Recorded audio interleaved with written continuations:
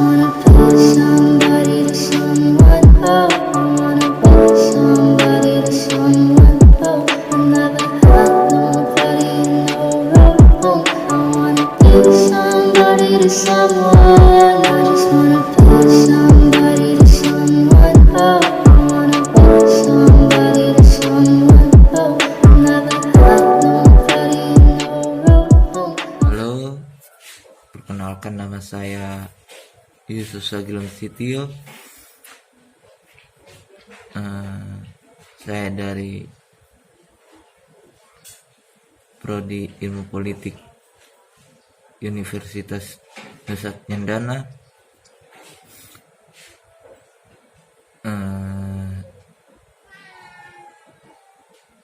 Saya semester 3 di Prodi Ilmu Politik. NIM saya 19030-479.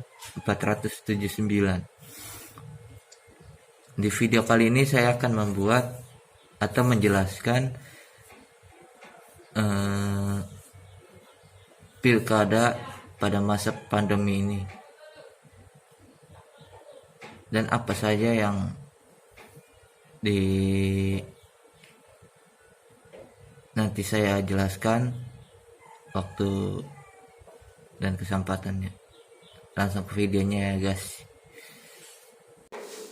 Banyak orang takut dengan penyelenggaraan pemilihan kepala daerah atau biasa dipanggil pilkada. Di tengah pandemi COVID-19, barangkali Anda termasuk salah satunya. Boleh jadi ketakutan tersebut tidak didasarkan pada landasan yang kuat. Mari kita kupas satu persatu alasan mengapa perlu menggelar pilkada di tengah pandemi. Publik khususnya 105 juta pemilih di 270 daerah yang akan menyelenggarakan pilkada tentu bertanya, apa sih pentingnya pilkada di saat mereka harus berjuang melawan wabah corona ini? Bukankah sekarang lebih penting bagaimana virus corona segera hilang dari muka bumi ini maksudnya. Tak kalah penting, masyarakat kecil bisa kembali bekerja untuk mengisi perut yang telah dikencangkan ikat pinggangnya pada bulan ini.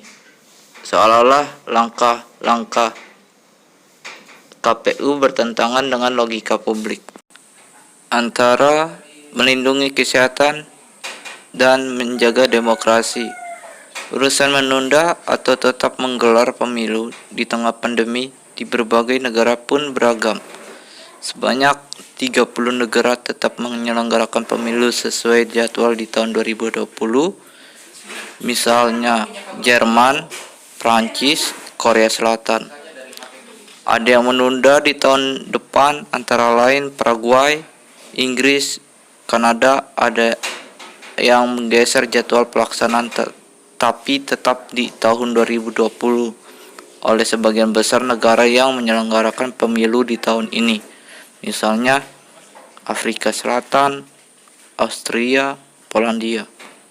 Maknanya keputusan Indonesia untuk menggeser pelaksanaan pilkada tetap di tahun ini memiliki rujukan. Namun tentu bukan hanya itu argumentasi utamanya. Argumentasi utama tentu saja soal menjaga kesinambungan demokrasi dalam sistem presidensial, termasuk pada pemerintahan lokal secara konstitusi. Jabatan kepala daerah berlaku prinsip fixed term alias telah ditetapkan masa jabatannya. Menunda pilkada bisa menimbulkan konflik politik yang kontraproduktif dalam situasi penanganan COVID-19. Standar internasional untuk pemilu yang merujuk pada Deklarasi Universal HAM 1948 dan Kovenan Internasional 1966 tentang hak sipil dan politik maupun berbagai konvensi serta komitmen mengenai pemilu demokratis menyepakati salah satu standar pemilu demokratis adalah penyelenggaraan pemilu yang berkala ideal.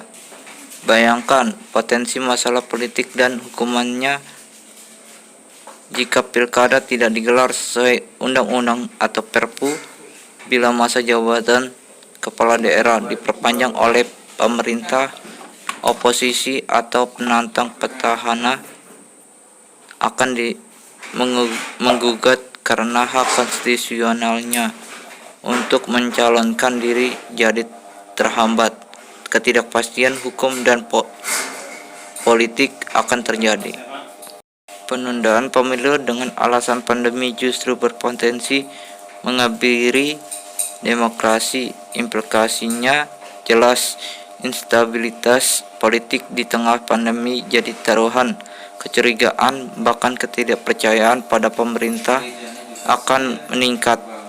Gara-gara pandemi bisa dijadikan alasan bagi pemerintah otoritarian untuk memperkuat cengkraman kekuasaannya dengan menghilangkan hak asasi paling mendasar, yakni hak politik untuk memilih dan dipilih. Pelaksanaan Pilkada 2020 tetap digelar di masa pandemi ini. Menurutnya saat ini yang lebih dibutuhkan oleh rakyat adalah kesehatan buat demokrasi.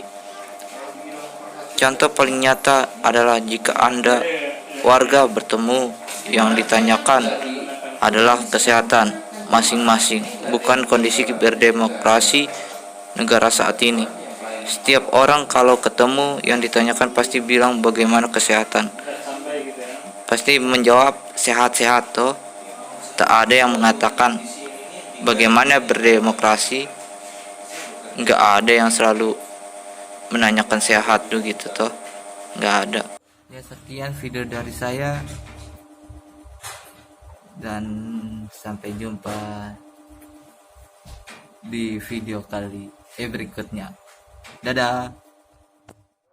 I said, hey you, with your world painted blue. I said,